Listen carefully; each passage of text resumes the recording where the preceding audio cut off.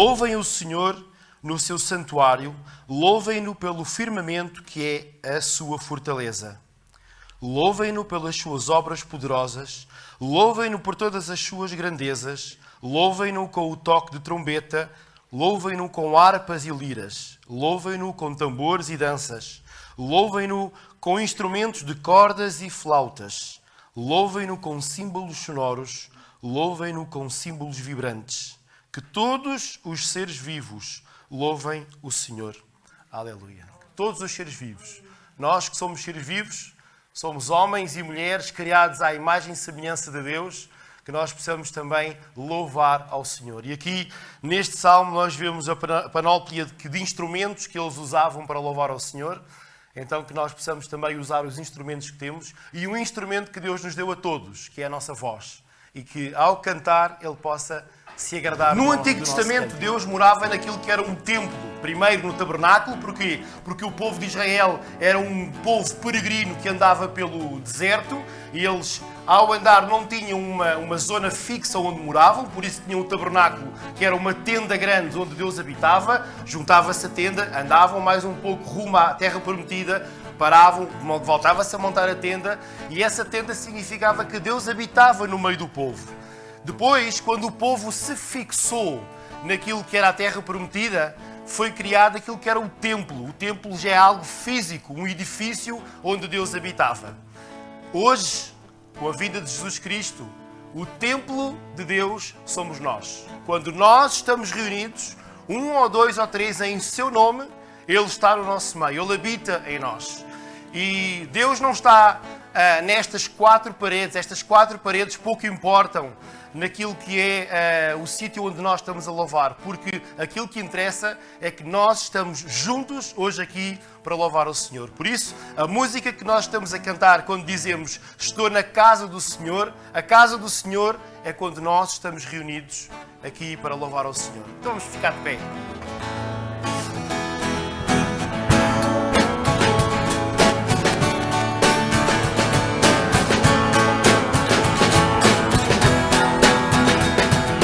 Estou na casa do Senhor, aleluia. Estou aqui para louvar por tudo que tem feito, por tudo que Ele é. Grande e forte é o nosso Deus. Estou na casa do Senhor, aleluia. Estou aqui para louvar por tudo que tem feito, por tudo que Ele é. Grande e forte é o nosso Deus. No vale da aflição eu não temerei, no meio da bênção não esquecerei que o Senhor é bom, sua graça não tem fim. Grande e forte é o nosso Deus. Estou na casa do Senhor, aleluia. Estou aqui para louvar por tudo que tem feito, por tudo que Ele é. Grande e forte é o nosso Deus. No vale da aflição eu não temerei, no meio da bênção não esquecerei que o Senhor é bom, sua graça não tem fim. Grande e forte é o nosso Deus. Estou na casa do Senhor, aleluia. Estou aqui para louvar por tudo que tem feito, por tudo que Ele é. Grande e forte é o nosso Deus. Vamos a dar o exemplo de uma casa. E todas as casas, todas as construções têm alicerces. Alicerces são aquelas colunas fortes que suportam toda a estrutura daquilo que é uma casa. Na nossa vida, exemplificando a nossa vida como sendo uma estrutura ou uma casa, nós também temos de estar fundamentados em alicerces fortes. É verdade que uma família estruturada, uma família estável é um bom alicerce. É verdade que uma boa condição financeira é um bom alicerce, um emprego bom é um bom alicerce, mas todos esses alicerces, se não tiverem Jesus como o principal alicerce, todos eles, de um dia para a noite, podem desmoronar. O único alicerce que não desmorona é o facto de Jesus, nós podemos confiar em Jesus, sabendo que Jesus nos ama e Ele tem um plano para a nossa vida, um plano de paz, um plano de redenção, um plano de salvação. Então vamos cantar Jesus é o meu alicerce em quem eu posso confiar. Este hino, no coro não, nas várias estrofes, tem algumas partes em que as senhoras acompanham a São e a Margarida e os homens acompanham nós os três. Então vamos tentar fazer aqui uma coisa engraçada com os contracantos, seguindo as senhoras a São e a Margarida e os homens seguindo nós. Por enquanto, desta primeira estrofe cantamos todos. Jesus, és meu alicerce, em quem posso confiar. Jesus, és meu alicerce, coloco a minha confiança em ti. Coloco a minha confiança em ti. Jesus, és meu alicerce, em quem posso confiar. Jesus, és meu alicerce, coloco a minha confiança em ti. Coloco a minha confiança em ti. Tenho esperança. Tenho esperança, Tenho futuro. tenho futuro. Deus planeou por mim. Deus planeou por mim. Nisso eu creio. Sim, eu creio. Jesus, és meu alicerce, em quem posso confiar. Jesus, és meu alicerce, coloco a minha confiança em ti. Coloco a minha confiança em ti. Tua palavra é Tua palavra é grande em poder. grande em poder. Deus me libertará. Deus me libertará. Nisso eu creio. Sim, eu creio. Jesus, és meu alicerce, em quem posso confiar. Jesus, és meu alicerce, coloco a minha confiança em ti. Coloco a minha confiança em ti. Coloco a minha confiança em ti. Coloco a minha confiança em ti. Jeremias capítulo 10, os primeiros 16 versículos, falam de que o nosso Deus, Ele é grande. Ele é maior do que qualquer outra coisa. E aqui o profeta Jeremias, ele pede para o povo de Israel tomarem atenção a algo. E nós vamos ler os primeiros 16 versículos. Eu vou ler na versão de Bíblia para Todos, mas podem me acompanhar na vossa versão também. Jeremias capítulo 10. Diz assim: Ó Israel, dá atenção à mensagem que o Senhor te envia. Eis o que diz o Senhor. Não sigas o caminho das outras nações. Não te deixes perturbar por sinais nos céus, mesmo que isso aterrorize os outros povos. A sua religião não tem valor. Eles cortam uma árvore da floresta e modelam-na como um achado de artesão. Ornamentam-na com prata e ouro, seguros com pregos para não caírem. Tais ídolos são como um espantalho numa plantação de pepinos. Não podem falar, têm de ser transportados porque não andam por si mesmos. Não tenhas medo deles, não fazem mal, nem têm poder para fazer o bem. Ó Senhor, ninguém te pode igualar. Tu és grande, como é grande a fama do teu poder. Haverá quem não te respeite, ó Rei dos povos. Só tu mereces homenagem, sem ninguém te pode igualar entre todos os sábios do mundo, entre todos os reis das nações. São todos estúpidos e loucos. Que podem eles aprender de ídolos de madeira? Esses ídolos estão ornamentados com prata de Társis e ouro de Ufaz. É tudo produto dos artesãos. Estão cobertos de tecidos violeta e púrpura, feitos por mãos habilidosas. Mas o Senhor é o verdadeiro Deus, Deus vivo e Rei eterno. Quando Ele está irado, o mundo estremece. As nações não podem suportar a sua indignação. Devem responder-lhe assim: estes deuses não fizeram os céus e a terra. Por isso, devem desaparecer desta terra e debaixo deste céu. O Senhor fez a terra pelo seu poder. Pela sua sabedoria estabeleceu o mundo. E deu extensão aos céus pela sua inteligência. Por sua ordem, as águas rugem nos céus. Faz subir as nuvens dos confins da terra. Produz relâmpagos para a chuva e faz sair ventos dos seus reservatórios.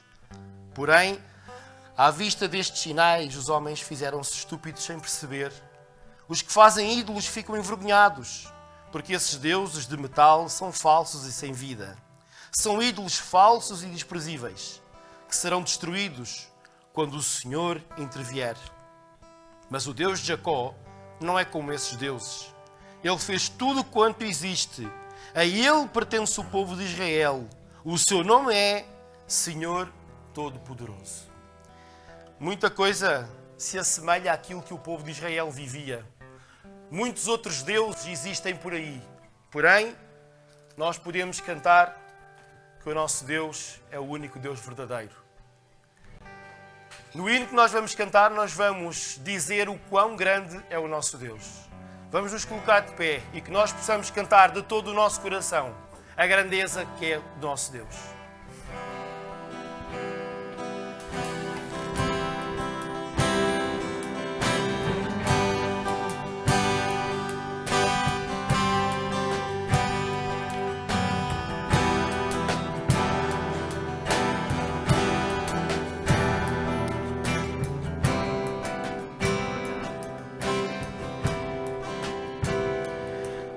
Contemplo teu esplendor,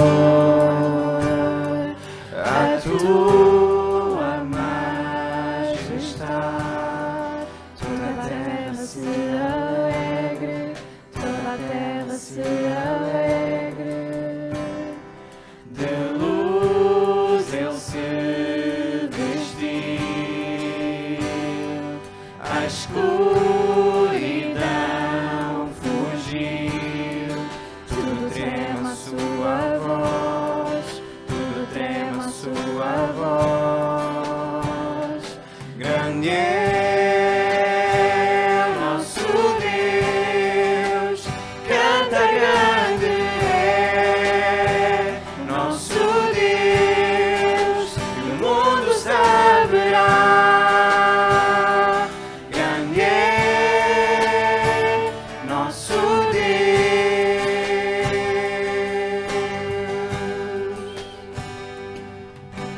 Deus eterno é, do tempo o Senhor é, o princípio e o fim, o princípio e o fim. Deus triuno és tu, o Pai, o Espírito, e Jesus o Cordeiro, e Jesus o Cordeiro. Grande é o nosso Deus, canta grande é nosso Deus, o mundo saberá. Grande é nosso Deus,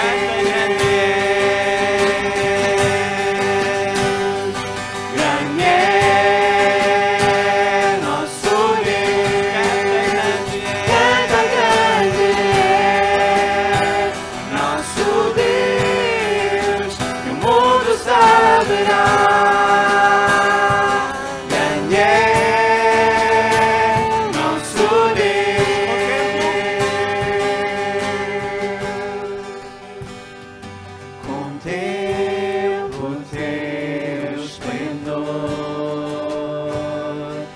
a tua majestade. Toda a terra se alegre, toda a terra se alegre. De luz ele se vestiu,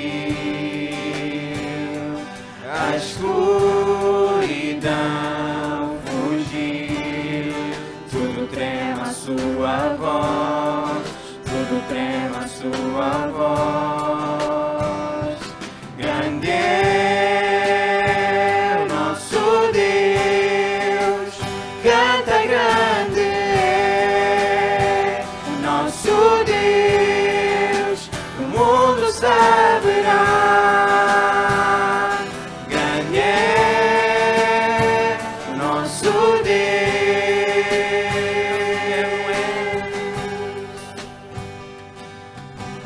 Deus eterno é, do tempo Senhor é, o princípio e o fim, o princípio e o fim. Deus triuno és tu, o Pai, o Espírito e Jesus o Cordeiro, e Jesus o Cordeiro. Grande é nosso Deus, canta grande é nosso Deus, o mundo saberá. Grande é nosso Deus,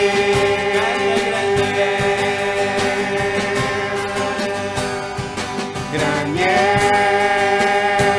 nosso Deus, canta grande é nosso Deus, o mundo saberá. Grande é nosso Deus. Nome que é melhor. Nome que é maior. Tu és digno de louvor. O meu ser dirá: grande é nosso Deus.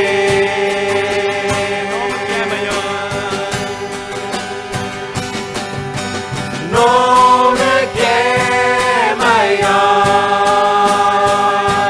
Tu és digno de louvor.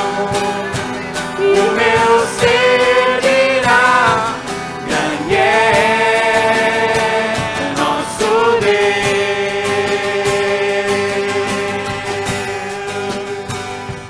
Grande é nosso Deus, canta grande é o nosso Deus, e o mundo saberá. Grande é o nosso Deus,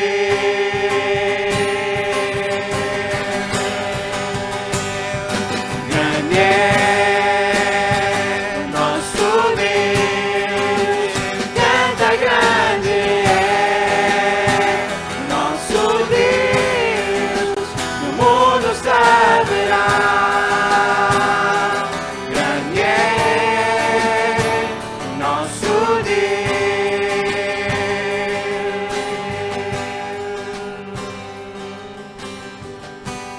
Já várias vezes tenho repetido isto aqui, muitas das vezes nós acabamos por declarar coisas a cantar que depois não praticamos e torna-se mentira na nossa vida.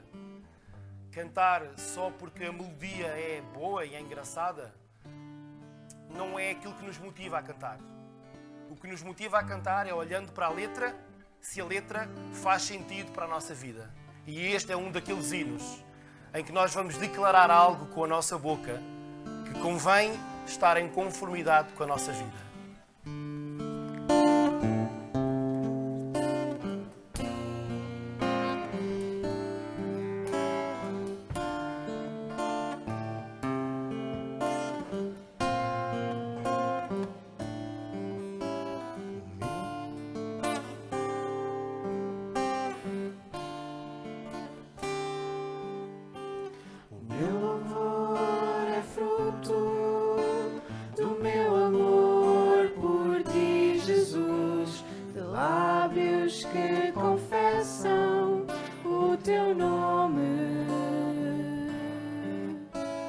é fruto da tua graça e da paz que encontro em ti e do teu Espírito que habita em mim, que habita em mim.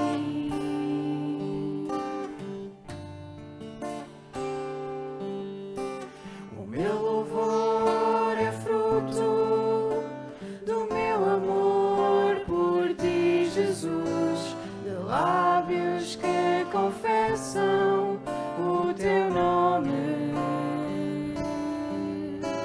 É fruto da tua graça e da paz que encontro em ti e do teu Espírito que habita em mim, que habita em mim. Ainda que as trevas venham me cercar, ainda que os montes desabem sobre mim, meus lábios não se fecharão. Para sempre hei de te louvar.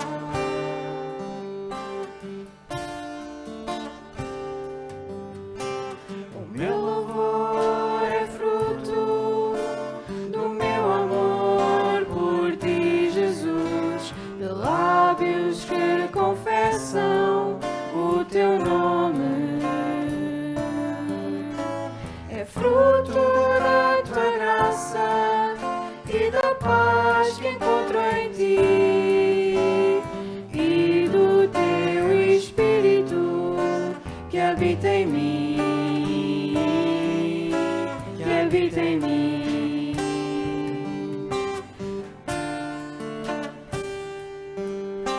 Ainda que cadeias venham me prender, ainda que os homens se levantem contra mim, meus lábios não se fecharão. Para sempre hei de te louvar.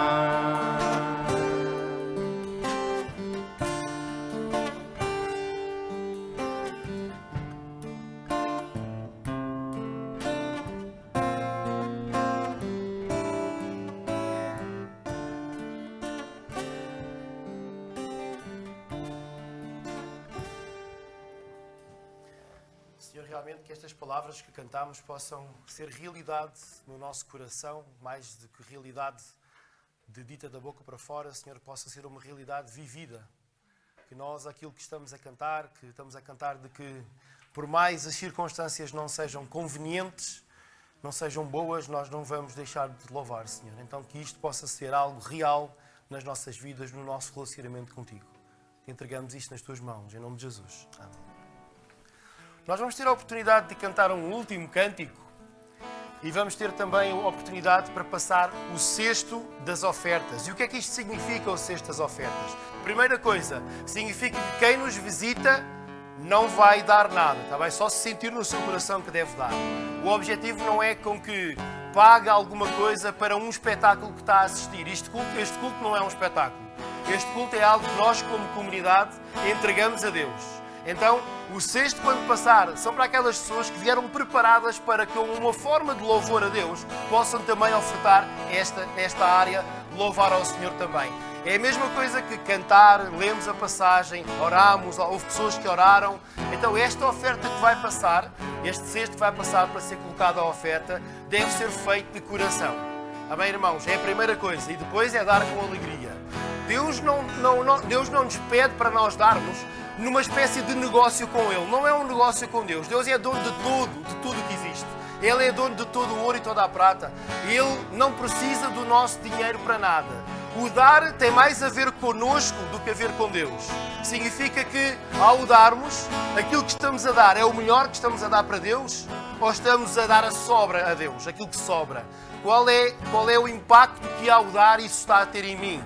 Então, ao dar tem que ser com alegria. A Bíblia diz claramente que tem que ser com alegria. E não é nenhum negócio com Deus. O dinheiro que vai ser levantado serve para este ministério aqui, em Sesimbra, até aos confins da terra, mais pessoas possam conhecer Jesus e aquilo que Ele fez por nós. Todos os relatórios de contas, tudo aquilo que semanalmente é feito pela nossa tesoureira, está tudo de uma forma clara e nós não temos nada a esconder a ninguém. Por isso, qualquer dinheiro que é dado é para ser investido naquilo que nós chamamos o reino de Deus, a obra de Deus aqui na terra. Então fiquem à vontade para contribuir, mas que possam contribuir de coração, sabendo que o respirar, o pão, nós não somos nada sem Deus. E é o que o hino vai dizer. Nós não somos nada, nem teríamos nada se não fosse Deus. Eu vou pedir à Raquel, a nossa tesoureira, e o Tomás para poderem passar os vestidos.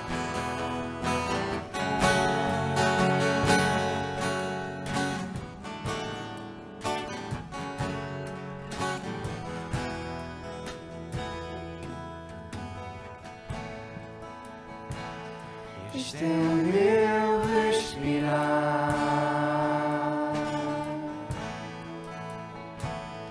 Este é o meu respirar. Teu Santo Espírito vivendo em mim.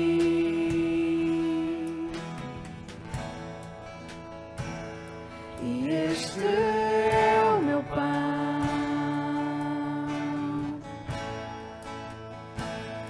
e este é o meu pão. Tua vontade feita em mim.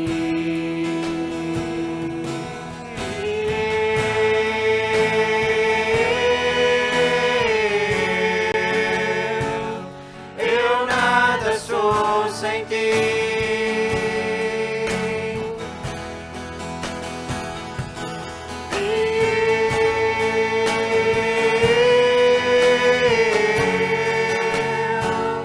Perdido estou sem ti. Este é o meu respirar. Este é o meu respirar.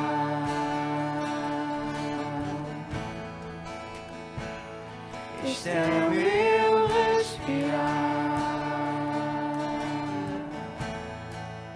Teu Santo Espírito vivendo Em mim.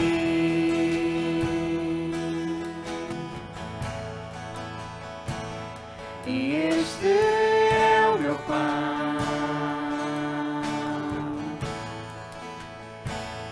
E este é o meu pão. tua vontade Feita em mim.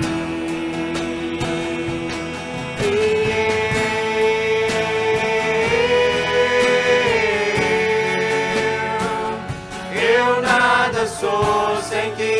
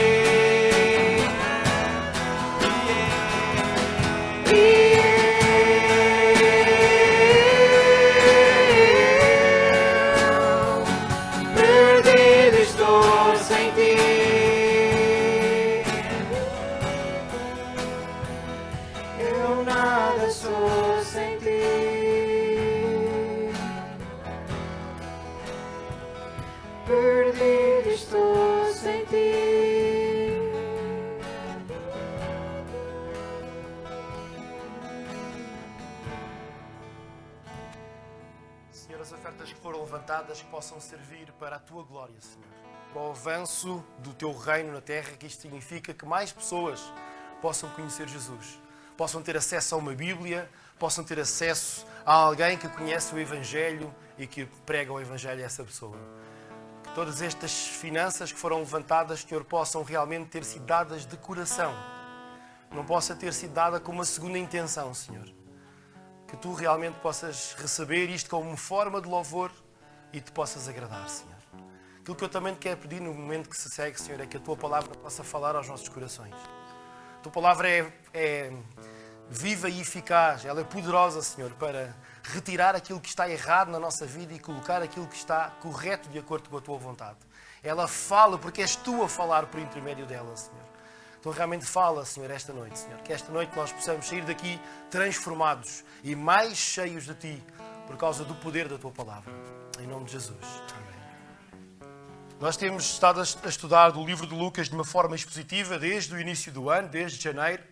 Não sei se já perceberam, mas já passou 1 mês e meio desde que o ano começou. Não é? Parece que acordamos de manhã e já estamos a meio de fevereiro. E é algo que nós temos que tomar atenção, não é? O tempo, da forma como é que nós estamos a gastar o tempo que temos. Porque uma coisa que eu tenho verificado à medida que vou envelhecendo, amadurecendo, podem usar o termo que quiserem, é que parece que cada vez mais os dias são curtos. Chegamos ao fim do dia, parece que não conseguimos fazer tudo aquilo que tínhamos para fazer e, efetivamente, a Bíblia também nos alerta para isso, para nós remirmos o tempo, para nós usarmos o nosso tempo da melhor maneira. E então nós vamos agora estudar Lucas capítulo 5. Nós entramos então para o capítulo 5 de Lucas. Se quiserem abrir nas vossas Bíblias, mas também nós vamos projetar aquilo que é o texto bíblico, para que todos nós possamos acompanhar. É muito importante que todos nós possamos ir à Bíblia. Irmãos, uma das heranças que a Reforma Protestante nos deixou foi o acesso à Bíblia. Nós temos que usar a Bíblia. Nós não podemos cair naquilo que era o erro no passado, de que as pessoas eram incultas em relação à Bíblia, também porque a Bíblia não era muito acessível em relação à língua que as pessoas falavam, e nós temos que honrar aquelas pessoas que pagaram com a vida ao traduzir a Bíblia para uma língua comum do seu país. Então nós temos muitos homens, temos Martinho Lutero, temos William Tyndale, temos João Ferreira de Almeida, que traduziram a Bíblia para várias línguas comuns, alemão, inglês, português e outros haverá. E nós temos que honrar esse esforço, porque não é fácil traduzir a Bíblia daquilo que era o grego e o hebraico, dos originais, primeiramente depois traduzido para o latim, que também não era uma língua acessível, e depois estes homens, percebendo aquilo que estava errado de acordo com aquilo que a Igreja instituída na altura estava a pregar, e estamos a falar há mais de 500 anos atrás, eles acabaram então por receber este desafio inspirados por Deus de traduzir a Bíblia. Então, irmãos, nós temos que ter a Bíblia bem presente no nosso dia-a-dia, usá-la, lê-la, relê-la, meditar nela. Ela é o alimento espiritual para nós. E nós vamos então ler os primeiros 11 versículos do capítulo 5 de Lucas e vamos então estudar este capítulo, esta parte deste capítulo, porque o capítulo não termina aqui, mas isto de pregar expositivamente nós temos que também conciliar com o tempo que temos no culto, com o tempo de pregação, senão eu podia ficar aqui a pregar durante muito mais tempo, mas depois as pessoas vão sair, depois eu ficarei aqui sozinho a pregar. Também o objetivo não é esse. O objetivo é que também seja pregações, não digo curtas, mas mais ou menos não muito longas e edificantes, para que nos possa fazer construir o nosso próprio relacionamento com Deus. Vamos ler então os primeiros 11 versículos de Lucas 5. E diz assim então: um dia estava Jesus à beira do lago de Genezaré e a multidão apertava-o porque queria ouvir a mensagem de Deus. Ele viu 2 barcos parados junto à praia. Os pescadores tinham saído e estavam a lavar as redes. Jesus entrou numa das embarcações, que era de Simão Pedro, e pediu-lhe que se afastasse um pouco da terra. Sentou-se e do barco ensinava a multidão. Quando acabou de falar, disse a Simão: leva o barco para a parte mais funda do lago, com os teus companheiros, e lança as redes. Simão respondeu-lhe: Mestre, andamos toda a noite à pesca e não apanhamos nada. mas já que tu o dizes, vou lançar as redes. Deitaram as redes à água e apanharam tanto peixe que elas ficaram quase a rebentar. Fizeram então sinais aos companheiros que estavam no outro barco para os irem ajudar. Eles foram e encheram os 2 barcos com tanto peixe que quase se afundavam. Quando Simão Pedro viu aquilo, ajoelhou-se aos pés de Jesus e disse: afasta-te de mim, Senhor, que eu sou um pecador. Tanto Simão como os que estavam com ele ficaram pasmados com a enorme quantidade de peixe que tinham apanhado. O mesmo aconteceu com os companheiros de Simão, que se chamavam Tiago e João, filhos de Zebedeu. Jesus disse a Simão: não tenhas medo. Daqui em diante serás pescador de homens. Eles puxaram então os barcos para a terra, deixaram tudo e foram com Jesus. Este é um dos episódios de Jesus, do dia a dia de Jesus, junto a este lago, que era um lago grande. Nós quando estamos habituados ao mar, quando pensamos em lago, pensamos às vezes num lago pequeno, não é? Mas não, era um lago muito grande. Eu não sei exatamente quais eram as medidas, mas imaginem um lago que iria desde aquilo que é o Caneiro até à Doca e circundava. Era um lago assim bastante grande. Quem já foi à Suíça sabe que a Suíça tem muitos lagos. E os lagos da Suíça são grandes. Então era um lago também aqui que dava para pescar e tinha muito peixe também. E era o ganha-pão daqueles homens. E Jesus estava a ser apertado pela multidão. Este é o cenário. A multidão que seguia Jesus porque queria ouvir aquilo que Jesus tinha para dizer. Nós já vemos no capítulo 4 que Jesus fez muitas maravilhas no sentido de libertar pessoas que estavam com situações de vida, seja de doença, seja de demónios dentro dela, e Jesus veio e libertou essas pessoas, e isso causou um impacto nas pessoas, que as pessoas ficaram maravilhadas com aquilo que Jesus estava a fazer. E então as pessoas começavam a seguir Jesus. E Jesus começa a estar num momento em que ele está, o lago atrás, imagino a praia, as pessoas a cada vez mais a apertá-lo, a virem, e ele estrategicamente, Jesus diz: olha, Pedro, vamos no barco, eu vou ali para um bocadinho mais longe, e as pessoas não me conseguem alcançar, porque isto é o lago, e eu dali vou ensinar as pessoas a palavra de Deus. E assim foi. Jesus viu ali aqueles pescadores que estavam a trabalhar, e estrategicamente, para que pudesse ter mais alcance ao ensinar a multidão, Jesus então criou esta estratégia de ir lá ao barco e afastar-se. Depois nós temos este episódio aqui, que quando Jesus termina aquele ensinamento que ele estava a dar à multidão, e ele percebeu, que ele viu que os pescadores estavam a lavar as redes e não tinham pescado nada, Jesus diz: olha, vamos ali para a parte mais funda do lago e vais lançar as redes. E Pedro, já experiente nestas lides de pescador, tendo passado a noite a trabalhar, porque os pescadores têm este estilo de vida, né? Nós temos aqui o meu sogro, é pescador, às vezes ele não vem ao culto porque está a dormir, porque teve a trabalhar durante a noite. E é isto que acontece. Nós vivemos numa terra pescatória e muitos das pessoas que nós conhecemos que são pescadores, elas vão trabalhar durante a noite, pegam ali ao final da tarde e ficam a noite toda naquilo que é a pesca, a faina, não é? Que é para depois também nós, de manhã, quando formos à praça, termos o peixe fresco, né? Para poder levar para fazer para o almoço. E então esta é a vida de pescador. E eu imagino que Pedro estivesse cansado, porque ele estava a noite toda a trabalhar, e ele deve ter: oh Jesus, nós estivemos a noite toda a pescar e não pescámos nada, não há nada neste lago que a gente possa pescar. E imaginem, não é? Ele podia ter rejeitado, dizer: não, senhor, eu estou cansado, eu vou mas é para casa, que amanhã é outro dia de ir para a pesca, e se não for eu a ir trabalhar, tenho que sustentar a minha casa. Ele poderia ter dado essa desculpa, mas aquilo que Pedro diz, algumas versões dizem sobre a tua palavra, e aqui esta versão diz: se tu dizes, Jesus, então eu vou fazer. Irmãos, nós temos que entender que no nosso dia-a-dia, quando nós percebemos exatamente que é Jesus que nos está a mandar fazer alguma coisa, por mais que essa coisa seja confusa de fazer ou parecendo impossível de acontecer, Jesus não nos pede nada em vão. Aquilo que Ele nos pede para fazer é porque Ele está a dizer, é porque tem um propósito. Pedro poderia ter dito: não, eu não vou. A experiência leva-me a crer que quando eu estou a noite toda a pescar e não acontece a pescaria, eu não vou voltar agora para lá. Se não houve peixe durante a noite, também não vai haver peixe agora. Mas aquilo que Pedro diz é, se tu estás a dizer, se tu, que é aquele que curou a minha sogra, lembrem-se daquilo que se passou. Em capítulo 4, ele tinha curado a sogra de Pedro. Se tu és capaz de curar, se tu és capaz de libertar pessoas, se tu dizes, eu vou lá. A experiência que Pedro já tinha com Jesus permitiu-lhe ele perceber que aquilo que Jesus lhe estava a mandar fazer era uma coisa que era credível. Jesus não estava a querer gozar com ele.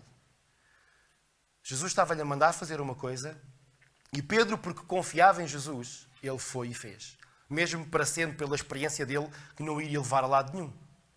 Então, irmãos, a nossa resposta de obediência a Jesus, àquilo que Jesus nos pede, vai na medida que nós tenhamos intimidade ou conhecimento de quem Jesus é. Se tu não passas tempo com Jesus, na medida em que não lês a Bíblia, não oras, não procuras conhecer aquilo que Jesus fez, não procuras conhecer aquilo que Jesus faz por meio dos teus irmãos, aquilo que Jesus está a fazer, vai ser mais difícil para ti confiar em Jesus quando Ele te pedir alguma coisa para fazer. Porque tu não tens experiência com Jesus. E tu vais duvidar. Vais confiar mais na tua experiência do que naquilo que Jesus te está a pedir para fazer.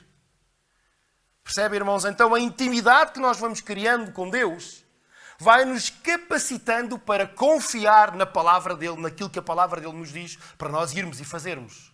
Se nós não tivermos experiência com Deus, nós não vamos confiar naquilo que Deus nos está para dizer, nos está a pedir para fazer. Nós vamos antes confiar naquilo que é a nossa experiência, a experiência de outras pessoas. É verdade, a Bíblia diz também que é sábio no tomar decisões nós percebermos, ok, a experiência que aquela pessoa passou, a experiência que eu tenho de vida, que todos nós temos de vida, pode nos ajudar. Mas aqui, a experiência de Pedro, o que é que lhe poderia ter feito era, vai para casa, desce do barco e vai para casa dormir, descansar, porque amanhã vai ser outro dia de trabalho.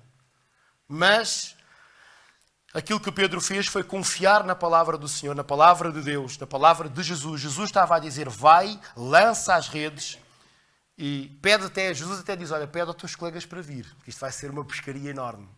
E na verdade, aquilo que aconteceu é que houve uma pescaria como nunca tinha havido. Ficaram todos pasmados. Eu acredito que nunca tinha havido uma pescaria como aquela, porque pescadores experientes como eles eram, não se pasmariam com alguma pescaria assim medíocre. Tinha que ser realmente muito peixe para eles ficarem surpreendidos. Né? E a Bíblia diz que ao ponto até que o barco ia se afundando com o peso do peixe. Então, quando Jesus te pede para fazer alguma coisa, para e pensa. E a dificuldade aqui pode ser, será que é mesmo Jesus que me está a pedir ou é outra coisa que me está a pedir? E aqui eu gostaria que nós pudéssemos também pensar no seguinte. Por vezes, existem situações na tua vida que Deus te deixa decidir. Deus deixa-te decidir. Aliás, Deus deixa de decidir tudo aquilo que tu podes decidir, sabendo que tu tens consequências dos teus atos. Como perceber se é Jesus que me está a pedir alguma coisa ou não? A primeira coisa que tu tens que perceber é se aquilo que tu entendes que é Deus que te está a pedir, se não vai contra a palavra de Deus. Porque tudo aquilo que Deus pede jamais pode ir contra a Bíblia. A Bíblia é a palavra de Deus revelada para que nós pudéssemos ter um relacionamento com Deus em que podemos entender aquilo que Deus nos pede, aquilo que Deus, a forma como Deus quer que nós vivamos. Então tu jamais podes dizer, foi Jesus que me disse para, quando aquilo que é essa decisão vai contra a palavra de Deus. Não pode, é uma contradição. Depois é importante também perceber se aquilo que Jesus está a pedir, se é para o avanço do seu reino, esta expressão, avanço do seu reino, mais pessoas venham a conhecer quem é Jesus, mais pessoas venham a ficar a conhecer quem é Deus, o que é a Bíblia, o que é a Igreja. Isto é o avanço do reino de Deus, para que não exista mais corrupção e exista luz. Esta expressão, luz no meio das trevas. Trevas significa corrupção, maldade, o mal, em que vem luz. Luz é o bem da parte de Deus que vem e vem iluminar aquilo que são as trevas. E depois também se é para a glória dele. Percebem, irmãos? Não é para a nossa glória. Pedro não poderia tirar ali os louros. Né? Talvez ali, eu não sei, já estou um pouco a especular, mas talvez aquela notícia do peixe, da pescaria, tenha circulado pela vila. E Pedro pescou ali uma pescaria, foi a pescaria que já... O Pedro é mesmo experiente, né? Pedro jamais poderia pôr o ónus da glória nele próprio. Nele próprio. Teria de ser a glória dada a Deus. Então, identifica claramente se aquilo que Jesus está-te a pedir, se é de acordo com a palavra de Deus, se é para o avanço do seu reino e se serve para a sua glória. Depois disto, se tu identificares que mesmo assim tens duas opções de decisão, nós vamos ver um vídeo. Há um senhor que tem muito talento de ensino e de escrever e de colocar ali naquilo que ele chamou lições do guardanapo, que é um canal do YouTube que existe, e ele explica muito bem aquilo que eu também penso. E é isto que eu vou ensinar também. Há momentos na vida em que nós, de acordo com uma decisão daquilo que Jesus nos pede, porque a diferença aqui é, nós estamos a analisar, Jesus pede algo a Pedro, Pedro obedece e colhe o fruto bom disso. Só que nós sabemos que Jesus não está ao nosso lado ali a pedir, olha, Tiago, vai e pesca ali. Não está. Deus é Espírito. Nós temos de ter um relacionamento com Deus por meio da fé. Mas temos algo concreto que nós podemos nos basear, que é a palavra de Deus. Que é se aquilo que Deus nos está a pedir servirá para o avanço do seu reino na terra. E se é para a glória dele. Então é muito importante que nós possamos entender isto. De que se obedecendo a estas três questões, tendo a opção ou não de tomar um caminho, Deus pode nos deixar escolher. Escolher. Sabendo que haverá consequências para cada escolha. Percebem? Nós vamos ver esta lição de guardanapo.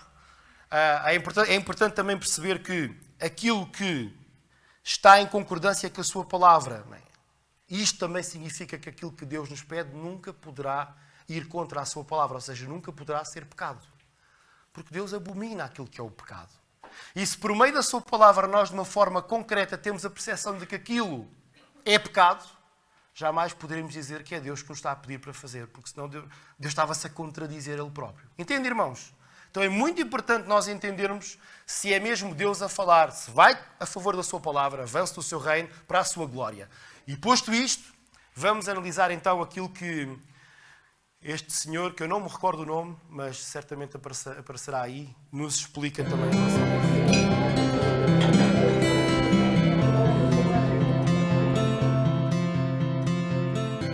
Olá, gente boa, tudo bom? Hoje nós vamos conversar sobre duas abordagens sobre a vontade de Deus. A Bíblia diz em Romanos 8, versículo 14, que todos os que são guiados pelo Espírito de Deus, esses são filhos de Deus. Ou seja, se você é um cristão verdadeiro que segue a Jesus, você precisa ter essa experiência constante na sua vida de ser dirigido pelo Espírito de Deus, saber a vontade de Deus e cumpri-la. Nós temos duas teorias a esse respeito. A primeira teoria, eu quero chamar aqui, por falta de um nome melhor, de o ponto negro. A teoria do ponto negro é para explicar como se houvesse um alvo, né? E nós estamos no campo e vamos praticar arco e flecha. E bem no centro do alvo existe o ponto negro. Então, acertar a vontade de Deus é acertar esse ponto. Quando você atira, eu coloquei aqui a flecha azul, você acertou com a vontade de Deus, você fez a coisa certa, então você acertou o ponto negro. Mas se você errar, acertar meio ali do lado do alvo, você não acertou a vontade de Deus. Esse tipo de abordagem para a vontade de Deus traz muita angústia para o cristão, porque ele sempre está preocupado em acertar esse ponto negro no centro do alvo. Mas existe uma outra teoria, que eu vou chamar de a teoria da avenida. A teoria da avenida entende que a vontade de Deus é definida por uma série de princípios, e esses princípios são essas grandes faixas que formam essa grande avenida. Então, o cristão, ao procurar a vontade de Deus, ele tem liberdade de andar nessa avenida conforme ele quiser, desde que ele esteja dentro da vontade de Deus. Por exemplo, vamos imaginar que um cristão está procurando a vontade de Deus a respeito de um emprego. Ele tem duas oportunidades de emprego. Num deles, ele vai ganhar R$ 10.000 por mês. A outra oferta de emprego, ele vai ganhar R$ 5.000 por mês. Então aqui nós temos um cristão entrando em conflito. Alguns acreditam que o certo seria escolher o de R$ 10.000, porque Deus quer que a gente seja rico. E tem gente que acredita que não, que o certo é escolher o de R$ 5.000, porque Deus quer que a gente seja pobre e simples. Nenhuma das duas posições está correta. A verdade é, você pode escolher. Você pode escolher qualquer um dos dois. O que é que você não pode escolher? Você não pode escolher uma outra oportunidade que você tem de emprego aqui, ganhando, sei lá, 20 mil, vamos inventar isso, no qual você precisa desobedecer esses princípios da palavra.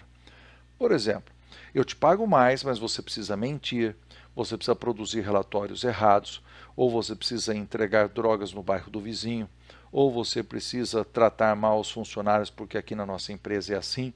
Você está saindo, você está abandonando os princípios da vontade de Deus, os princípios que iluminam a vida do cristão.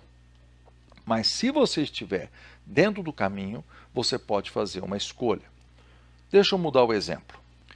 Vamos imaginar que o assunto não é emprego, que o assunto é casamento.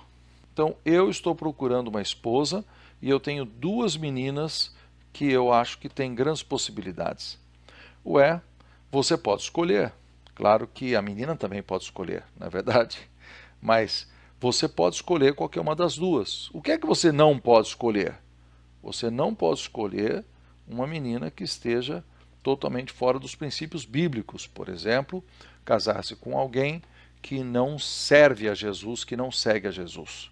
Vamos usar essa mesma ilustração da procura de uma esposa na teoria do ponto negro. Pensa comigo por um instante. Olha a angústia. Esse cristão aqui, ele casou com a mulher errada, porque ele não acertou naquele ponto negro. Se ele casou com a mulher errada, ela devia ter casado com esse cara aqui, de acordo com a vontade de Deus, mas ela não se casou. Então aquele cara também se casou com a mulher errada. Foi um erro que faz com que o outro homem que está do lado lá e que devia casar com essa aqui também errou.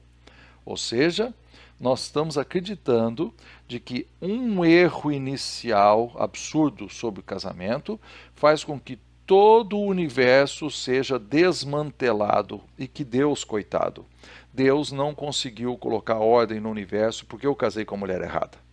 Vocês estão percebendo como a teoria do ponto negro não é razoável e falta bom senso? Agora, vamos voltar para a avenida. A avenida, ela é formada por princípios. Princípios que devem reger as nossas vidas. Então, não vamos usar apenas o texto de Romanos 8,14. Vamos usar Salmo 119, 105. O que diz lá? Texto muito conhecido. Lâmpada para os meus pés são a tua palavra e luz para os meus caminhos. Então, quando eu entendo que a palavra de Deus tem uma série de princípios que devem reger a minha vida, eu também começo a acreditar que eu posso fazer escolhas, eu posso fazer decisões, desde que elas sejam de acordo com esses princípios da vontade de Deus. Enquanto que do outro lado, o ponto negro é uma busca desenfreada por Deus revelar um mistério secreto que ele tem e que eu então preciso descobrir qual é o ponto negro. Deixa eu terminar dizendo o seguinte. Geralmente as pessoas que estão querendo acertar naquele ponto negro estão usando um processo mais místico e desprezam o bom senso. Eles querem que Deus dirija como ele deve fazer uma decisão comercial, com quem que ele deve se casar, com todas as decisões da vida do dia a dia, e ele fica nessa busca mística. Como é que Deus vai me revelar? É um pessoal que geralmente fica pedindo sinais. Ele quer que Deus faça cair na frente dele uma tabuleta. Ele quer que Deus sempre mostre para ele de alguma forma, olha, é por aqui que que você deve seguir. Do outro lado, também tem erros. Pessoas que só tomam decisão baseado nos princípios, às vezes se tornam pessoas muito racionais. Usam um processo racional, mas sem espiritualidade. É possível errar também nessa área. Você se torna uma pessoa tão cabeça, quer cranear as suas decisões, que não leva em consideração a direção do Espírito Santo. Onde é que está a sabedoria? A grande sabedoria está nesses 2 versículos da palavra. Você tem que ser guiado pelo Espírito Santo. Essa é a parte mística. Mas você tem que tomar decisões baseadas em princípios da palavra, que são a lâmpada dos nossos pés. Então, queridos, terminamos essa lição assim. Na busca da vontade de Deus, primeiro, nós cremos no modelo da avenida, onde a palavra tem os princípios. Nós buscamos a Deus em oração e ouvimos a voz do Senhor considerando esses princípios. Não fazemos isso sem bom senso, pelo contrário, usamos o bom senso, mas usamos a oração, somos racionais e somos espirituais. Queremos que Deus dirija e cremos que podemos tomar decisões corretas a cada passo. Bom, é isso aí. Que Deus nos ajude a todos a sermos guiados por Deus em cada dia. Um abração.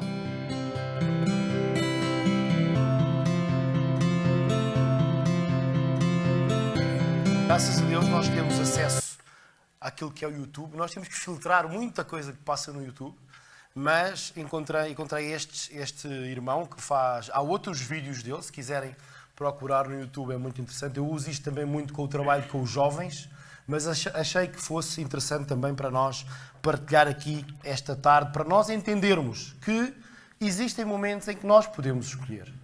Pedro poderia ter escolhido, mas ele ali estaria a desconfiar de Jesus, a desobedecer, no fundo, àquilo que Jesus lhe estava a pedir. Mas há momentos na nossa vida em que nós podemos escolher, desde que as nossas escolhas estejam dentro daquilo que são os princípios da Palavra de Deus, que sejam guiados também pelo Espírito Santo.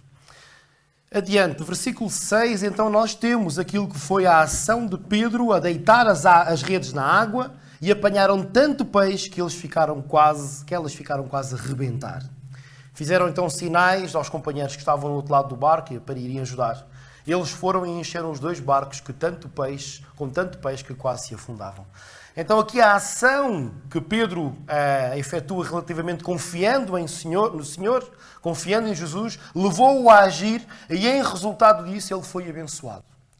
Muitas das vezes a nossa bênção pode vir logo. A bênção que Deus nos dá da obediência vem logo. E nós sentimos uma paz com Deus. Por vezes essa bênção, que pode ser ou não material, porque nem sempre bênção proveniente daquilo que é a obediência ao Senhor é algo material. Nós temos muitos irmãos, ainda nesta terça-feira, nós estivemos aqui na reunião de oração a orar pela igreja perseguida, pessoas que dedicam as suas vidas a pregar o Evangelho em países onde são perseguidos e pagam com a própria vida, e a bênção não vem. Porque a pessoa não enriquece, a pessoa é morta. É morta ela e muitas vezes assiste à morte da família só por pregar o Evangelho. Mas uma coisa nós sabemos, a maior bênção que nós podemos vir a ter é um relacionamento face a face com o nosso Senhor. E isso nós vamos alcançar naquilo que é a nossa morada eterna, que é o céu. Essa é a maior bênção que nós podemos ter. Irmãos, confiança mostra-se naquilo que é a teoria. É verdade, nós dizemos confio no Senhor, mas principalmente na prática, na obediência a Deus, quando Deus nos pede para fazer alguma coisa e nós, confiando nele, agimos em conformidade com aquilo que ele nos pede para fazer. Simão Pedro, quando viu este maravilhoso milagre, ajoelhou-se aos pés de Jesus e disse: afasta-te de mim, Senhor, que sou um pecador. Nós devemos ter a consciência de que toda a glória é para canalizar para Deus. Numa decisão bem-sucedida, em alguma coisa que nós decidimos e correu bem, fomos abençoados, toda a glória tem de ser canalizada para Deus, porque foi Deus que nos orientou e que nos fez tomar essa decisão também. Então, Pedro aqui admite que foi por meio de Jesus, do poder de Jesus, que ele fez esta pescaria. E ele diz mesmo: eu não sou digno. Várias vezes Pedro diz isso ao longo da Bíblia: eu não sou digno de estar na tua presença, Senhor, porque eu sou um pecador. É bem-sucedido na sua profissão, no seu ministério, naquilo que são decisões que toma no dia-a-dia, canalize essa glória para Deus. Dê glória a Deus, porque Ele merece toda a glória. E isto aplica-se para todas as áreas da sua vida. É a nossa parte fundamental não atrapalhar aquilo que Deus pode fazer e está a fazer por nosso meio. Estamos preparados para ser usados por Deus para o avanço do seu reino nesta terra? Que assim seja, irmãos. Depois é muito interessante nós vermos naquilo que são... Isto aqui está a fazer um bocadinho de eco. Não gosto muito do eco, fico assim um bocadinho desconfortável. Do versículo 9 diz: tanto Simão como os que estavam com ele ficaram pasmados com a enorme quantidade de peixe que tinham apanhado. O mesmo aconteceu com Tiago e João, os filhos de Zebedeu. E Jesus disse a Simão: não tenhas medo, daqui em diante serás pescador de homens. Eles puxaram os barcos para a terra, deixaram tudo e foram com Jesus. Irmãos, apesar daquilo que é a bênção material, porque era uma grande bênção material, eles tinham apanhado uma quantidade de peixe. Imaginem que eles agora iam vender esse peixe e iriam ficar com o dinheiro da venda desse peixe. Mas o que acontece a Pedro, Tiago e João? Eles deixam de lado tudo e seguem Jesus. Lembrem-se, eles tinham feito a maior pescaria de sempre. Mas depois, chegando à praia, onde poderiam ir fazer render o peixe, o que acontece? Largam tudo e seguem Jesus. Pedro, Tiago e João deixaram aquilo que era a bênção material do fruto do peixe, deixaram de lado essa bênção material para seguir o Senhor das bênçãos. Muitas das vezes acontece que o nosso relacionamento com Deus está mais focado naquilo que é a bênção que podemos ganhar de Deus do que no próprio Senhor da bênção, aquele que dá e que pode tirar as bênçãos. Então o nosso relacionamento com Deus não pode depender daquilo que Deus nos dá ou deixa de dar. Isso é um relacionamento interesseiro. Não é assim que nós devemos nos relacionar com Deus. O nosso relacionamento com Deus deve ser adorar, seguir o Senhor pelo aquilo que Ele é. É verdade que Ele nos abençoa. E todos nós podíamos ter aqui testemunhos de bênçãos sem medida que Deus nos dá. Mas nós não seguimos Deus pelas bênçãos que Ele nos dá, mas sim por aquilo que Ele é. Coloquem-se na posição de Pedro, quando o fruto do trabalho daquele momento estava ali, ele deve ter pensado: eu vou conseguir vender este peixe todo, vou conseguir ter mais dinheiro. Mas Jesus diz: olha, tu não vais mais ser pescador de peixe, tu vais ser sim pescador de homens. E ele, no mesmo momento, ele larga tudo e segue Jesus. Ele poderia dizer: Senhor, mas deixa-nos pelo menos vender o peixe e depois nós vamos seguir-te. Deixa-nos pelo menos fazer algum dinheiro, porque esse dinheiro também vai ajudar a tua obra, também vai ajudar a empreender este ministério que tu estás a querer implementar. Tantos argumentos poderiam ser dados e nós damos tantos argumentos quando somos chamados para servir ao Senhor, mas existe alguma coisa que se sobrepõe àquilo que é a nossa disponibilidade que temos para servir ao Senhor. Nós damos muitas desculpas. Eu tenho que trabalhar. É verdade, nós temos que trabalhar. Pior é quando o trabalho se sobrepõe àquilo que é a nossa dedicação ao Senhor. Aí já é pecado. E o dinheiro faria ou não falta? Certamente faria. Mas eles perceberam ali que Jesus, Ele é o Senhor de tudo. E da mesma forma, naquele instante em que eles estão lá no meio do lago, Jesus, com uma espécie de estalar de dedos, fez aquele peixe todo vir para as redes. Jesus também conseguiria sustentá-los naquilo que eles precisariam, neste momento em que eles deixam tudo e seguem. E quando deixam tudo. Eles nunca mais voltaram a ser pescadores. Eles nunca mais voltaram a este ofício. Eles eram pessoas que seguiam Jesus e iam pelos locais onde Jesus ia e nunca lhes faltou nada. Nós temos que entender que o material, desde o momento em que nós estamos a seguir Jesus com todas as nossas forças, concentrados no Senhor, a segui-lo e a obedecer-lhe, que o material jamais vai ser um problema para Deus nos sustentar. Ele promete isso em Mateus 6.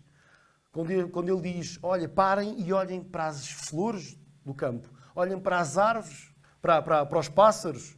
Eles não fazem nada e o Senhor os sustenta.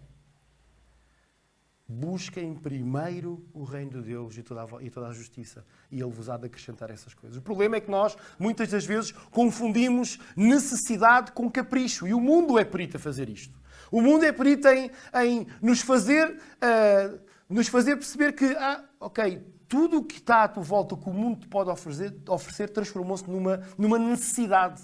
E não é. Ter o último telemóvel, ter o último carro, ter uma casa maior, ter umas férias melhores, não é necessidade, são caprichos. Mas comer, vestir, abrigo, beber, isto são necessidades. E o Senhor promete que quem dedica a sua vida a Ele, que Ele não vai deixar faltar isso. Porque não é porque nós estamos a colocá-lo em primeiro lugar. Então, irmãos, nós temos que entender, muitas das vezes, temos que perceber, muitas das vezes nós confundimos necessidade com capricho. Cuidado. Temos de ser sábios e entender que há necessidades, é verdade, mas que muitas das necessidades que o mundo nos quer fazer passar de que temos, se calhar não temos. Porque o telemóvel que nós temos chega bem. O carro que nós temos chega bem. Isto faz-me lembrar aquilo que está em Mateus 19, 16, 22, que é a história do jovem rico, que Jesus conta esta história também lá em Mateus e diz: um jovem aproximou-se de Jesus e disse-lhe: Mestre, que hei de fazer de bom para possuir a vida eterna? E Jesus respondeu: Porquê é que me estás a fazer porquê é que me fazes perguntas acerca do que é bom? Só Deus é bom. Se queres entrar na vida eterna, cumpre os mandamentos. Perguntou ele: Quais mandamentos? Jesus nomeou: não mates ninguém, não cometas adultério, não roubes, não levantes falso testemunho contra ninguém, respeita o teu pai e a tua mãe, ama o teu próximo como a ti mesmo. O jovem disse: todos esses mandamentos eu tenho cumprido, que me falta ainda. Jesus acrescentou: se queres ser perfeito ou maduro, vai vender tudo o que tens e dá o dinheiro aos pobres. Ficarás assim com um tesouro no céu. Depois vem e segue-me. Mas o jovem, ao ouvir isto, foi-se embora triste, porque ele era muito rico. Então este jovem, apesar de ter uma vida exemplar a nível religioso, era uma pessoa extremamente religiosa. Ele cumpria com todos os mandamentos, todos os rituais. E nós sabemos que os judeus tinham rituais e rituais. E ele cumpria com todos eles. E aquilo que Jesus disse foi: olha, o teu coração, tu estás a cumprir esses rituais, essa religião, mas o teu coração não está dedicado 100% a mim. Tu estás a ter esse estilo de vida como que há alguém que quer fazer parecer que está em paz com Deus, mas na verdade tu tens um outro Deus na tua vida, que é a riqueza, que é o dinheiro. E o jovem, mediante esta confrontação de Jesus, o que é que o jovem faz? Ele vai-se embora. Ele não segue Jesus. E nós conseguimos ver aqui um contraste entre aquilo que é a decisão de Pedro. É verdade que Pedro não era muito rico, não era rico, que era pescador, mas tinha ali muito peixe que lhe podia dar um bom dinheiro, em comparação com este jovem rico, que era rico. Um segue Jesus, deixando tudo para trás. O outro, porque era muito dependente das suas riquezas, acabou por não seguir Jesus. E a pergunta que eu faço é: como é que está a nossa vida? O que é que nesta terra te pode estar a prender e a dificultar o teu seguir a Jesus a 100%? Se Jesus virasse para ti e Jesus dissesse: ok, a partir de hoje tu não vais mais ser pescador de peixe, tu vais ser pescador de homem. Qual seria a tua atitude? Largavas tudo e seguias? O que é que te tem estado a impedir para tu agarrares o propósito que Deus tem para a tua vida aqui nesta terra? O propósito inclui trabalhar, inclui ter família, inclui viver nesta terra. O problema é quando nós fazemos disso aquilo que é a nossa prioridade, colocando de lado o próprio Deus. Percebe, irmãos? E segundo o jovem rico, ele cumpria com todos os mandamentos. Ele tinha uma vida, ele ia à igreja todos os dias, ele ia à reunião de jovens, de mulheres, de culto, de reunião de oração. Ele ia a todo lá, ele dava o dízimo, ele estava cá quando era preciso limpar, ele estava disponível para tudo. Mas o seu coração estava afastado de Deus. Porquê? Porque ele dependia mais, confiava mais nas riquezas deste mundo do que no Deus que é todo-poderoso e que lhe poderia... Não lhe ia faltar nada. Assim como não faltou nada a Pedro, Tiago e João e aos discípulos, também não ia faltar nada ao jovem rico. Mas o jovem rico, porque estava acomodado com as riquezas deste mundo, acabou por rejeitar esta chamada de Jesus e afasta-se. No teu relacionamento com Deus, qual é o teu ponto de interesse? Estás mais interessado nas bênçãos que podes ganhar por meio dele ou estás mais interessado nele como pessoa? Mesmo se não existirem bênçãos nenhumas. Essa era a acusação que Satanás fez a Jó. Satanás, diante de Deus, disse: Jó, ele segue-te porque tu lhe rodeias com tudo o que há de bom e de melhor. Porventura, Jó de balde seguirá a Deus? É o que Satanás diz. Porventura, se tu tirares essas coisas todas, esses bens materiais todos a Jó, ele vai-te continuar a seguir? E Deus diz: podes tirar tudo o que ele tem e tu vais ver que ele me segue. E Satanás veio e tirou tudo a Jó. Jó ficou sem nada. Depois, Satanás volta e diz: afinal não era bem isso, é a vida dele, a saúde que tu lhe dás, a mulher, os filhos. Tira-lhe lá isso, a ver se ele não se revolta contra ti. E Deus disse: vai lá e tira, só não podes tirar a vida dele. E a Bíblia diz que Jó tinha tumores desde a planta do pé até às pontas dos cabelos. Morreram os filhos, morreram os servos. A mulher disse-lhe: tu nega a Deus, porque Deus abandonou-te. E Jó diz: aquilo que Deus deu, pode tirar. E no fim daquela experiência, aquilo que me marca é que Jó, ele utilizou toda aquela experiência em que ele era um homem rico, riquíssimo. A Bíblia diz que ele, no sítio onde vivia, era um homem mais rico que vivia. Ele tinha centenas de animais, tinha servos, tinha muitos filhos. E nós sabemos que no tempo judaico, e neste tempo, hoje já não é tanto assim, mas ter muitos filhos era sinónimo de riqueza, sinónimo de bênção. Morreram os filhos todos. Mas aquilo que Jó, chegando no fim dessa experiência que ele teve, ele diz: se eu antigamente ouvia falar de Deus, eu agora conheço Deus face a face, eu agora vejo Deus. E aqui está, irmãos, qual é a nossa motivação. Se Satanás fizesse esta acusação à tua vida, se lhe dissesse: olha, tira tudo o que está, tudo o que ele tem, toda a riqueza, a saúde, tira-lhe isso, e tu vais ver que ele se revolta contra ti. O que é que Deus diria de nós? Será que Deus poderia confiar em nós da mesma forma que confiou em Jó? Tem que nos fazer pensar. E depois esta missão, e termino aqui, esta missão que Jesus dá a Pedro, Tiago e João, especificamente a Pedro. Já não vais mais ser pescador, mas vais ser pescador de homens. Irmãos, esta missão que Jesus dá a Pedro, ele dá-nos a nós também. Dá-nos na grande comissão. Ele diz: ide por todo o mundo e pregai o Evangelho. Ele diz que nós temos que comunicar o Evangelho até aos confins da terra. Temos que falar daquilo que Jesus fez em nós. Temos que falar da Bíblia aos outros, falar do Evangelho. De que todas as pessoas são pecadoras. Pecadoras porquê? Porque elas erraram. Porque decidiram ter um estilo de vida afastado daquilo que Deus tem para elas. E essa decisão que todos os dias as pessoas tomam, e todos nós, de alguma forma, mais ou menos, nós tomamos decisões que sabemos que são contra a vontade de Deus. E ainda fazemos hoje em dia. E isso afasta-nos de Deus. Nós temos um fosso entre nós e Deus por causa do pecado. E nós, por meio de religião, por meio de tentativa de chegar a Deus, nós não conseguimos chegar a Deus. Porque não temos nada dentro de nós demasiadamente bom ou perfeito para podermos chegar a Deus. Todo o esforço que nós podemos fazer é um esforço em vão. E Deus, olhando para a nossa miséria, olhando para a nossa decisão de pecar, Ele disse: eu vou arranjar um plano para vos salvar, para voltar a relacionar-me convosco. E esse plano foi Jesus, que veio. A Bíblia diz que a consequência do pecado é a morte. O salário do pecado é a morte. Esta morte espiritual, deste afastamento de Deus, em que nós não conseguimos ter acesso a Deus. Era preciso alguém que fosse santo, porque Deus é santo, sem pecado, para vir pagar este preço, para vir pagar esta dívida. E foi Jesus que veio à terra, viveu de uma forma perfeita, agradável a Deus. Foi à cruz morrer por nós. Por isso, a cruz é um símbolo para nós, um símbolo de redenção, de esperança.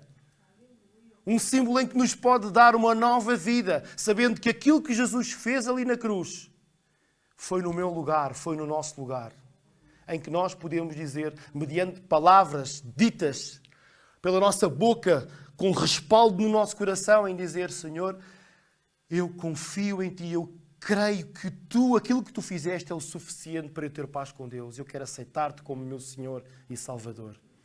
Eu quero ter uma vida em que vou honrar aquilo que Tu fizeste por mim.